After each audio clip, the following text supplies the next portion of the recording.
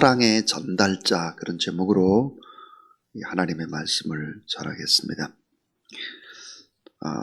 일본의 나가노라고 하는 젊은 목사님이 계셨습니다. 그분은 목사 안수를 받고 나는 이제 어느 곳에 가서 교회를 개척할 것인가를 고민하게 됩니다. 그리고 고민 끝에 동서남북 사방으로 50리 안에 단 한 명도 그리스도인이 없는 곳으로 일본 북쪽 한 마을에 가서 교회를 개척합니다. 한 달이 지나고 2달이 지나고 3달이 지나도 단 한 명도 오지를 않고 또 단 한 명에게도 복음을 전가할 수가 없었습니다. 그러기를 무려 5년이 지나갔습니다. 5년째 되는 해 어느 수요일 장막의 커튼이 걷히고 한 청년이 들어왔습니다. 나가노 목사는 너무 기뻐서 그 어느 때보다도 열심으로 수요 예배 설교를 했습니다. 그리고 그 청년을 데리고 식당에 가서 식사를 했는데 한참 식사를 하는 이 청년이 피를 토하기 시작을 합니다. 각혈을 하는 거죠. 나가노 목사는 순간적으로 갈등을 했습니다. 이 사람을 지금 쫓아내야 하나? 피해병은 이게 점점점 확산되는 전염병인데, 아니면 이 핏덩어리를 쓸어내고 계속해서 밥을 같이 먹어야 되나? 이거 어떻게 해야 되나? 고민을 했습니다. 그런데 그는 주님께서 처음 보내준 사람인데 라는 생각과 함께 그 핏덩어리를 다 씻어내기 시작을 합니다. 그리고는 이제 같이 그와 함께 대화하면서 밥을 먹습니다. 그 청년은 유명한 정치인의 사생아로 태어난 사람이었습니다. 그 바람에 어릴 적부터 많은 놀림과 또 괴로움 속에서 지낸 불쌍한 청년. 그리고 이 청년이 신학교를 다니는 도중에 폐병에 걸려서 정학 처분을 받았습니다. 그리고 다니던 교회에서는 쫓겨나게 된 거죠. 자, 이 폐병이 다 낫거든 다시 교회로 돌아오라. 그런 교회에 이제 출입을 못하도록 막아버렸습니다. 그때 그런 마음속에 성경에 있는 하나님의 말씀은 거짓말이다. 이웃을 사랑하라, 거짓말. 예수, 거짓말. 나는 누구에게 돈을 요구하지 않았고 치료비를 요구하지 않았는데, 난 누구에게 폐병을 옮길 만큼 경솔한 사람도 아닌데, 나는 누구든지 나를 그리스도인으로 맞이해 줄 진짜 그리스도인을 만나고 싶다.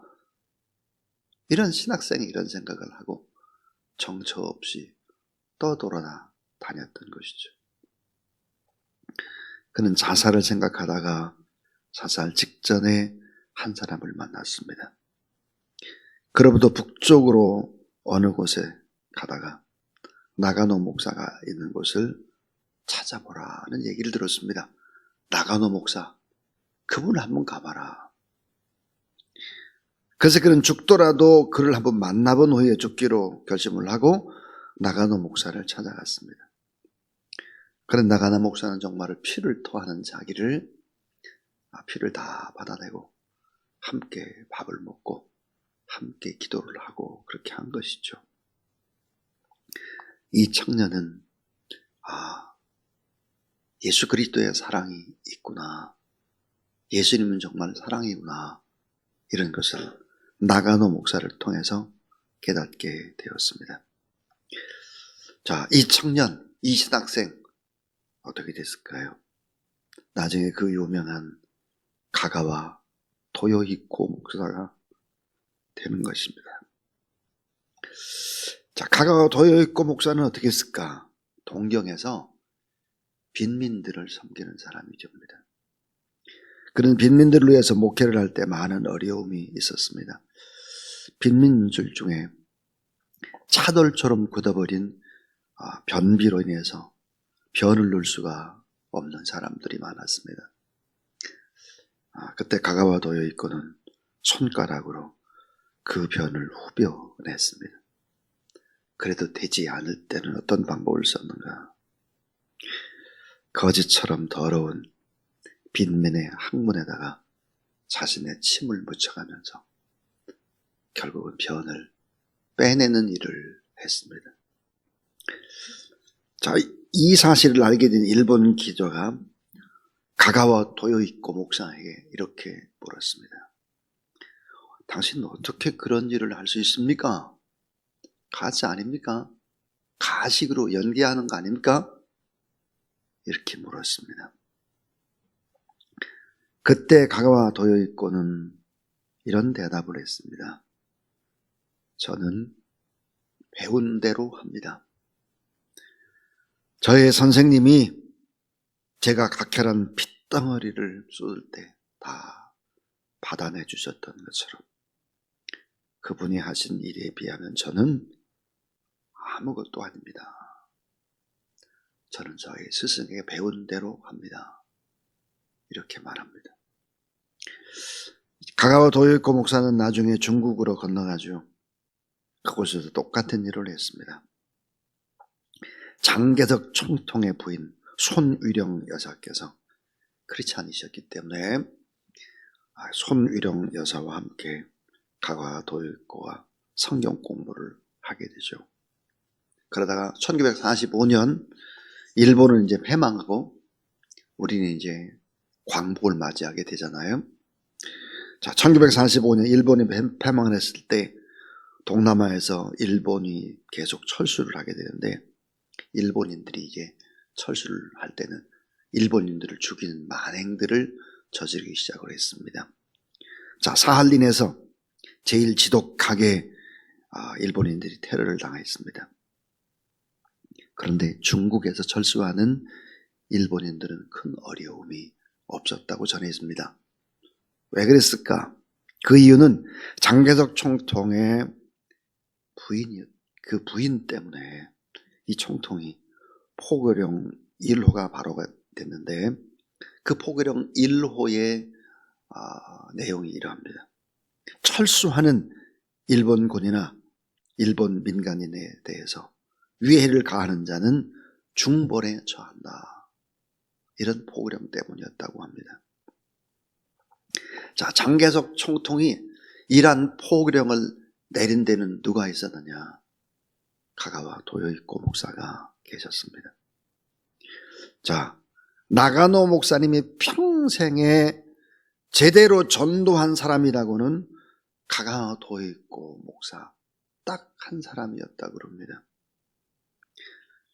그러나 가가와 도요이코 목사가 빈민의 항문을 빨아줄 때 그 심중에 누가 있었는가? 나가노 목사가 있었죠. 가가와 도요이코 목사가 중국 빈민을 위해서 일할 때 그 속에 누가 있었을까? 나가노 목사가 있었습니다. 그러므로 미우라 아야코 여사는 가가와 도요이코 목사는 위대하고 세계적으로 위대한 그런 목사지만 그 목사를 전도한 사람은 나가노 목사다. 그러므로 나가노가 더 위대하다. 이런 이야기를 하고 있습니다. 자, 도요이코 목사는 나가노 목사가 내 이웃을 내 몸처럼 사랑하라는 말씀에 순종하기 때문에 아름다운 꽃을 피고 결국은 열매를 맺게 된 것입니다. 자, 오늘 이 본문 전 설교의 제목이 사랑의 전달자 그랬습니다. 오늘 말씀 우리 너무 잘 아는 얘기입니다. 너무 잘 아는 얘기. 선한 사마리아의 비유. 이 설교를 들어도 얼마나 많이 들었습니까? 율법 교사가 와가지고 예수를 시험해서 영생이 뭐냐 묻고 그럴 때 내 이웃을 내 몸 좀 사랑하라 비유로 선한 사마리아 사람 얘기 그들을 이어서 마리아 마르다 얘기 다 아는 얘기죠 이게 다. 그런데 이 말씀 속에서 우리는 몇 가지의 우리들의 고민과 함께 우리들이 꼭 해야 될 의무적인 일, 주님이 맡겨주신 그 사명들을 발견하기 시작을 합니다. 자, 오늘 말씀은 마태복음 19장 16절에 부자 청년과 예수 그리스도의 만남과 보면 누가복음 10장 25절에 율법 교사와 같은 영생의 고민을 가지고 예수님께 나와서 묻고 시험하는 얘기가 겹쳐지고 있죠. 자, 고민하는 지성인이 나오는 것입니다. 율법 교사, 성경의 율법 학자, 깊은 고민을 가지고 예수님께 나왔고 예수님을 테스트, 시험하는 것입니다. 자, 오늘 25절 말씀을 보면 어떤 율법 교사가 일어나 예수를 시험하여 이르되 선생님 내가 무엇을 해야 영생을 얻으리까?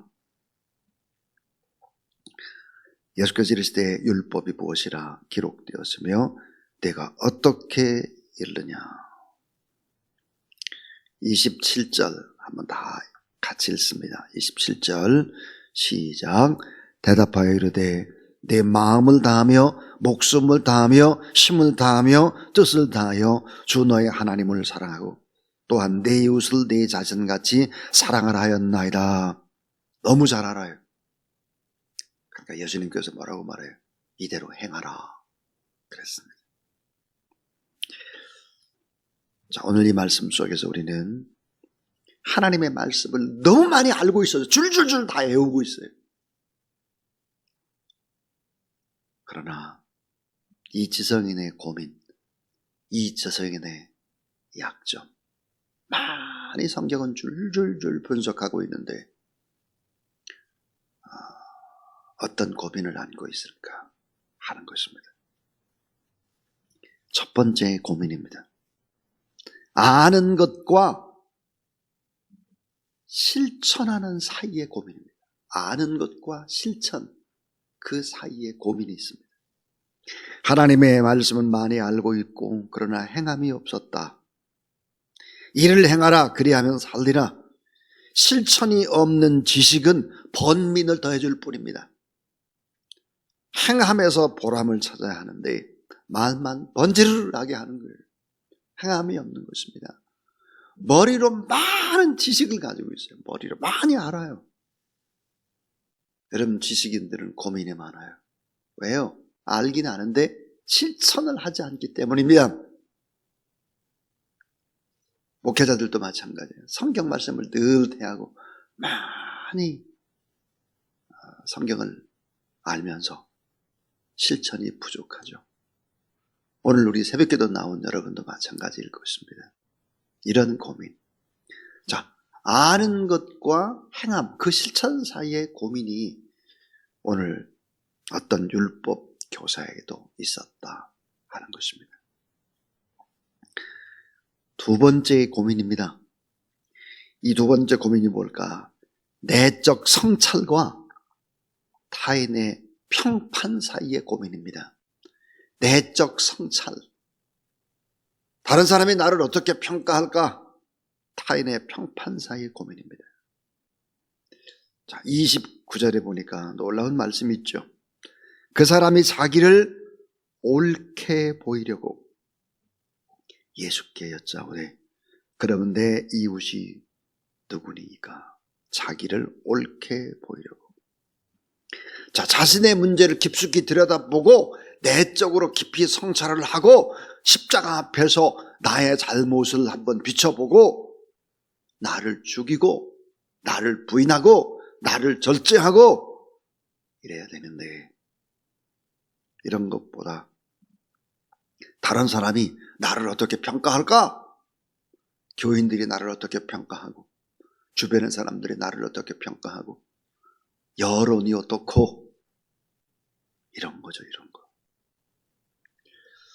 다른 사람이 나를 어떻게 생각하나 여기에 더 신경을 쓰는 모습입니다. 누가 나를 칭찬하면 좋아하지만 간혹 나쁜 말을 하게 되면 그 들은 소리 때문에 밤잠을 자지 못하는 거예요. 자, 나의 체면, 나의 채통, 나의 위신, 여론, 평판에 의존하는 것입니다. 그렇기 때문에 무엇을 잃어버리죠? 나를 잃어버려요. 여러분 인문학이라는 것이 무엇입니까? 요즘 뭐 다 인문학 합니다.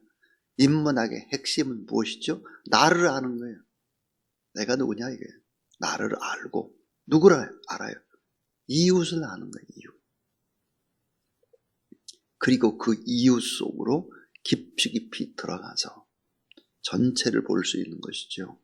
이게 인문학입니다. 자기를 잃어버리고 자기 상실을 언제 할까 하는 거예요. 내가 누군지를 몰라. 나를 잃어버려.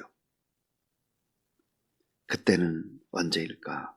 그 하나가 심한 모욕을 받을 때.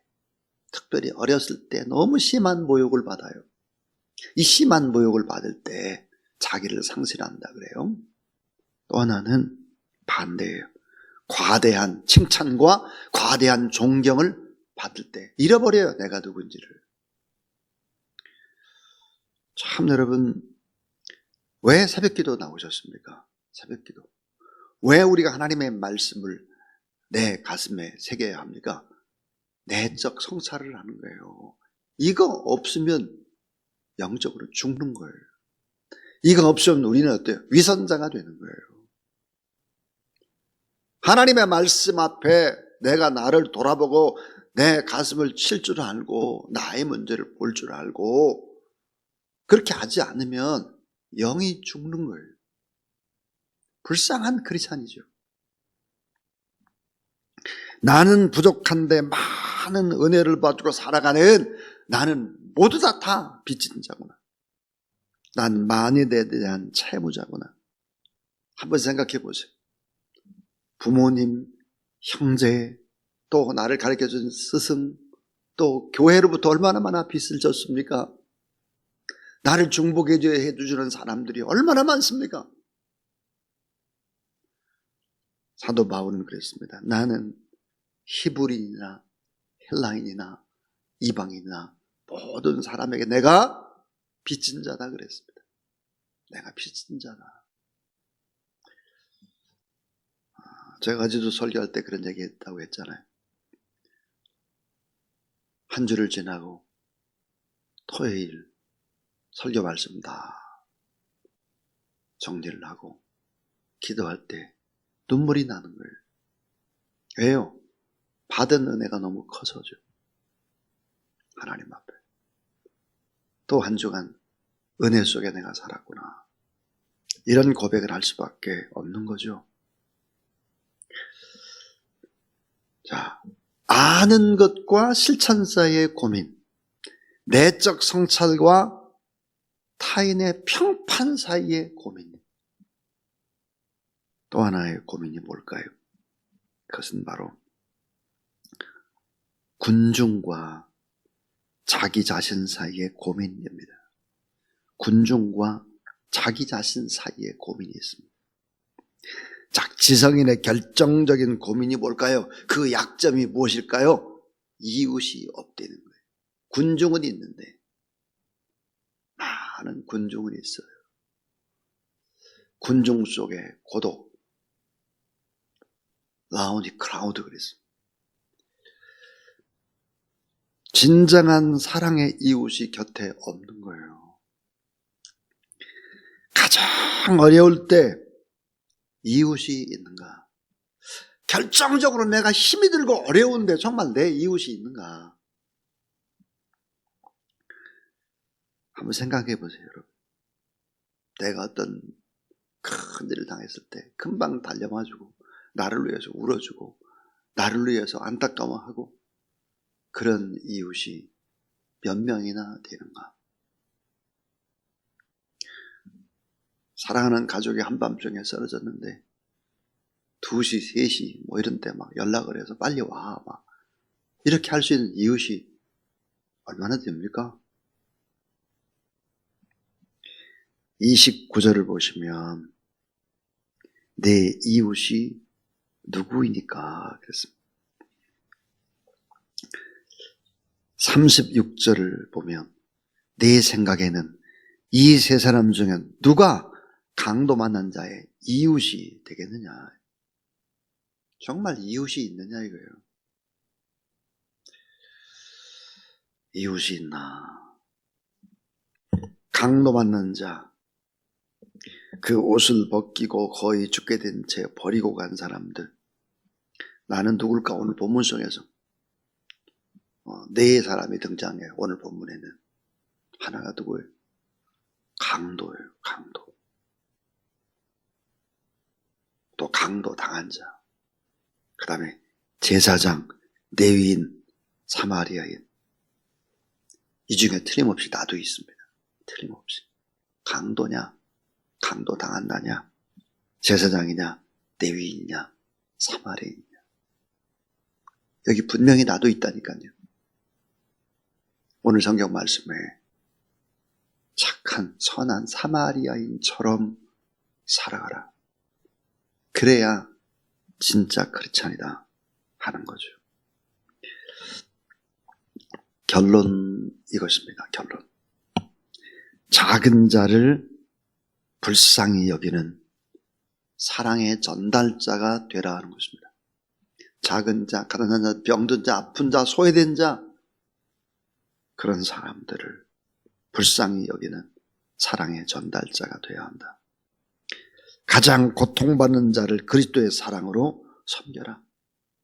물질도 또 사랑의 섬김으로 몸으로 그렇게 주님의 사랑을 실천하라. 왜?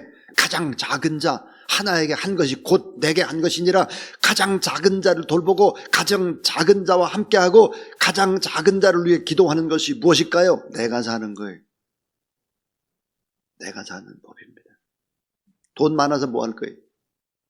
돈. 그는 뭐 돈 때문에 사람들이 다 죽는데요. 그 돈 때문에 자식들이 죽어요. 다. 얼마나 나누고 베풀고 그렇게 하고 있는가 하는 거죠. 전도서 11장에 보면 너는 네 식물을 따라하세요. 네 식물을 물 위에 던지라. 여러 날 후에 놀라운 얘기를 하고 있어요. 자, 네 식물을 물 위에 던지라. 여러 날 후에 도로 찾으리라. 말이 안 되잖아요. 내 식물을 물 위에 던졌는데 어떻게 여러 날 후에 도로 찾아요? 이 말의 의미가 뭘까? 대가를 바라지 말고 베풀어라 그 말이에요. 대가를 바라지 말고 막 베풀고 그러다 보면 어때요? 되돌아온다는 거예요. 그렇지 않습니까, 여러분? 다 돌아오는 것입니다.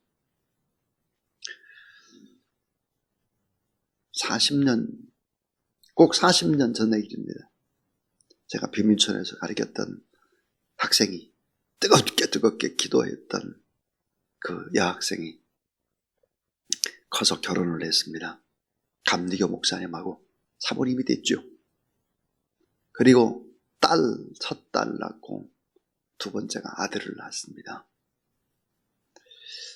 그 첫 번째 딸이 이제 결혼을 하게 되는데 저에게 연락이 왔습니다. 목사님, 제 딸을 위해서 기도해 주세요. 그래서 결혼하는 데 가서 이제 몇 년 전에 기도를 했습니다. 이번 지난 토요일 날입니다. 문정동에서 이제 또 결혼 예배가 있었는데 둘째 아들 찬국이 결혼하는데 목사님 또 축복 기도를 받고 싶습니다. 그래서 가서 또 기도를 했습니다. 40년이라는 긴 강이 건너서 애들이 다 커서 그것도 또 목사님 딸과 결혼을 하는 거예요. 참 30년이라는 시간이 헛되지 않았구나. 제가 이제 예식장으로 이렇게 식장으로 들어가는데 그 첫 번째 딸이 이제 찬미입니다. 찬미가 이제 벌써 아이들을 둘 낳았더라고요. 저를 보고 막 달려오면서 아버지! 그러고 달려오는 거예요. 아이들 둘이 할아버지! 그러고 달려오더라고요.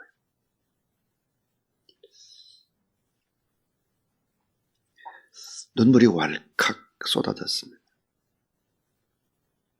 40년의 시간이 헛되지 않았구나 이런 생각이 들면서 또 하나님 앞에 감사했죠. 너는 네 식물을 물 위에 던지라. 여러 날 후에 도로 찾으리라 그랬습니다. 전혀 대가를 바라지 말고 그냥 나누고 베풀고 하라. 그리고 봉사하고 섬기라 하는 것입니다. 여러 날 후에 도로 찾게 될 것이다. 하나님의 베푸는 사랑이 그런 거죠. 이런 사랑의 전달자가 다 되는 저와 여러분 우리 모두 다 되고 교회가 사랑을 전달하는 교회가 되어야 되겠죠. 이런 삶을 살아가는 귀한 우리 모든 하나님의 사람들 되길 주의 이름으로 축복합니다.